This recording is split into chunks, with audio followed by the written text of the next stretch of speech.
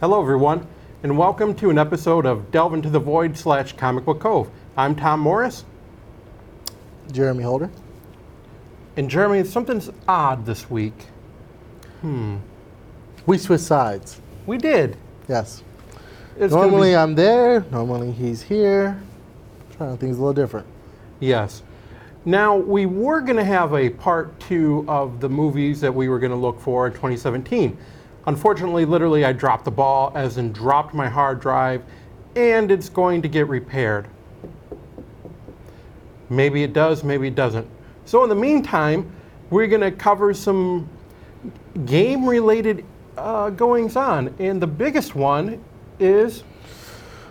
Well, you had to have been under a rock to not hear about one of the biggest games that came out lately, Super Mario Run.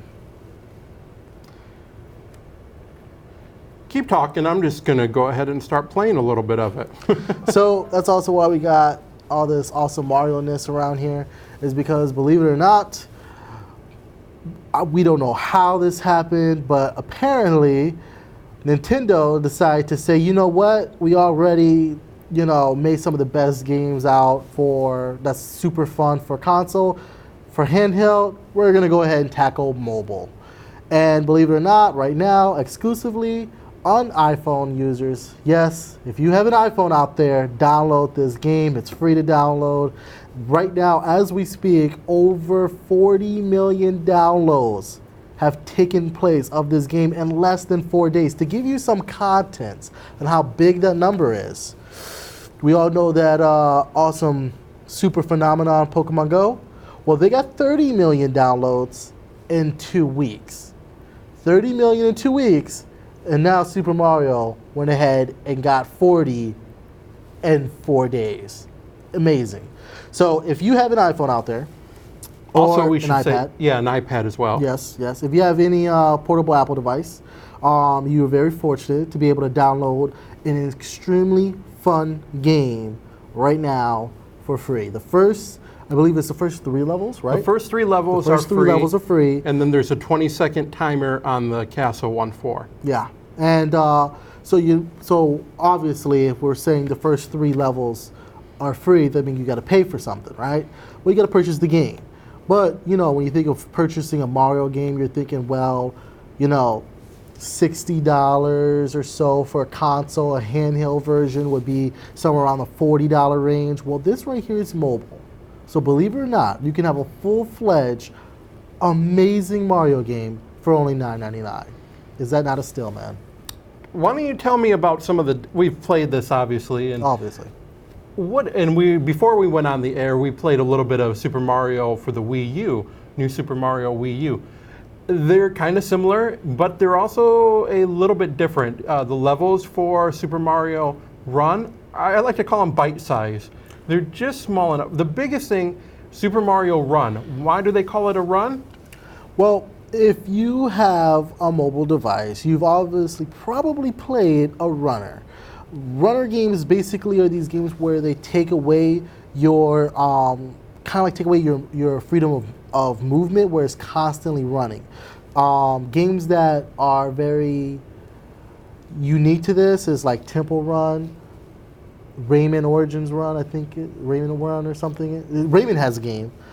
Which other games are there? There's like a whole lot of runner games.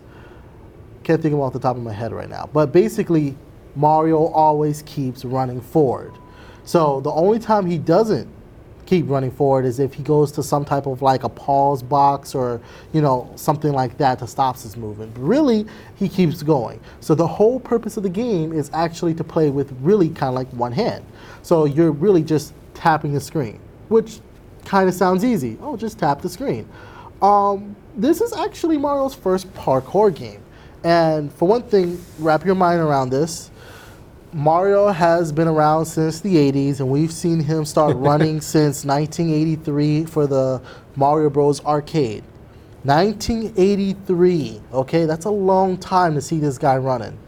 Going after mushrooms, going after coins. And he's never really done parkour. Now he has. Well, when you say parkour, what do you exactly mean by parkour? There are people that don't know parkouring.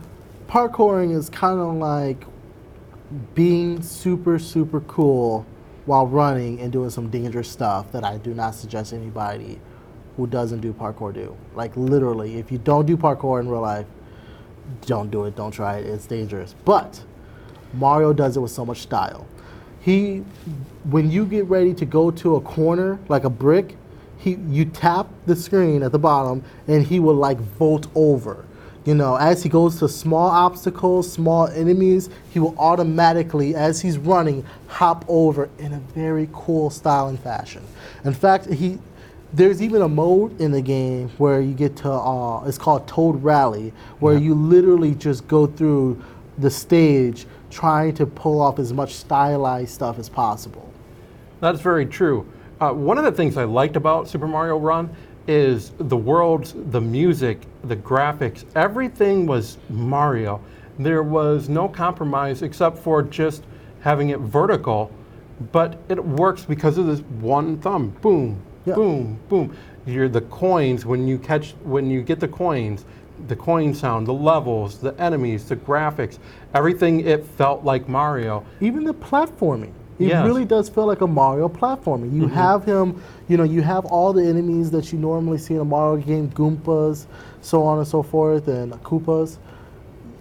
You really it doesn't, if you didn't know any better, you'd be like, wow, looking at just pure video, you'd be like, this is a full-fledged Mario game. You think that I'm just holding right on the joystick the whole time. Yes. It doesn't, like you said, it doesn't feel like they have any compromises. The level designs are great.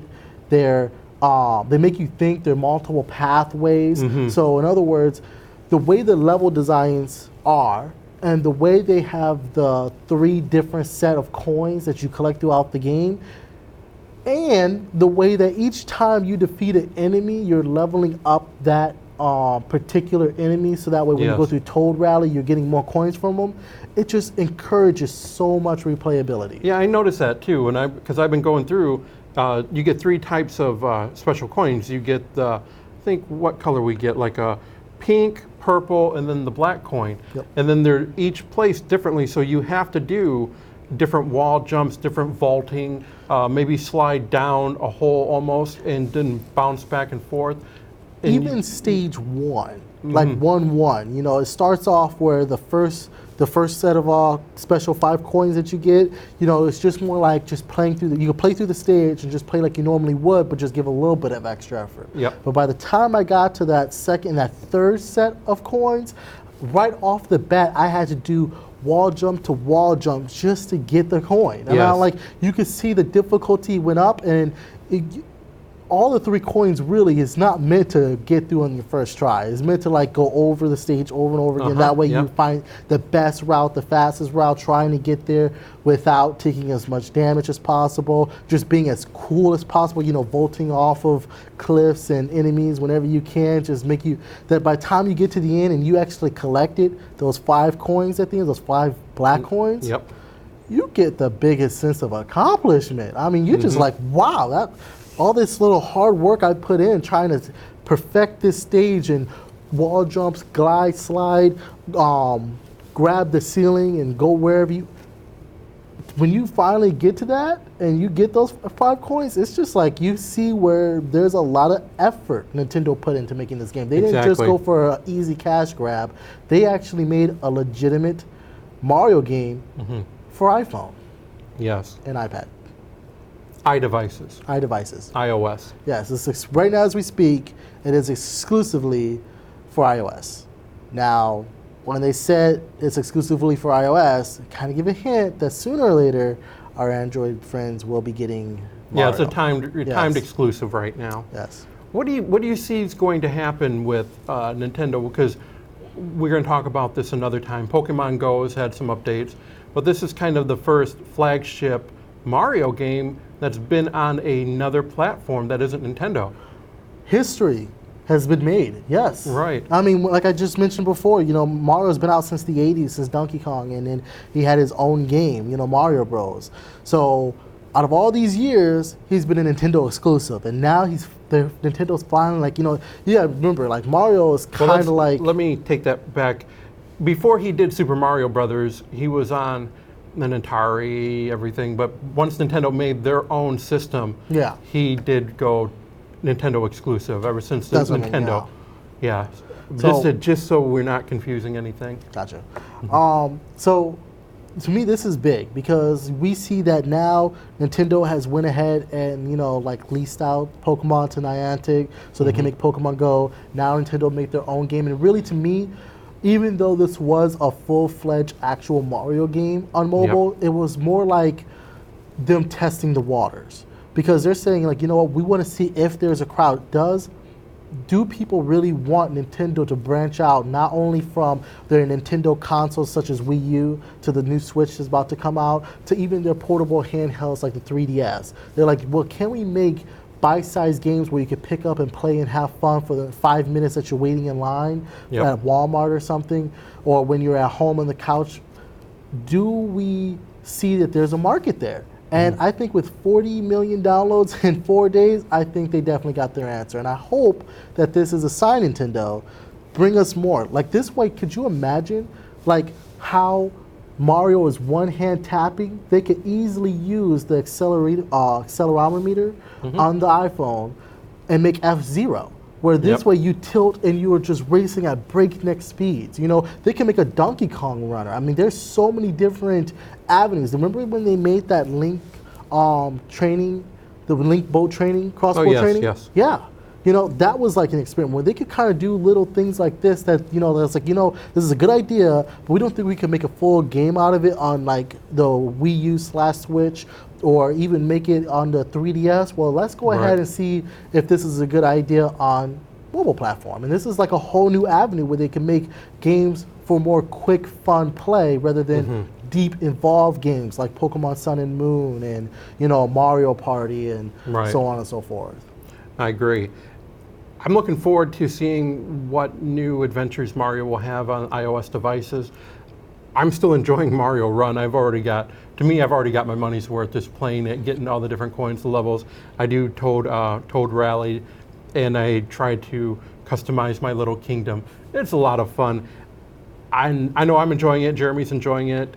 Of course, if you haven't had a chance to try it, download the demo and see what all the fun is about, because it is about fun and it's a lot of fun.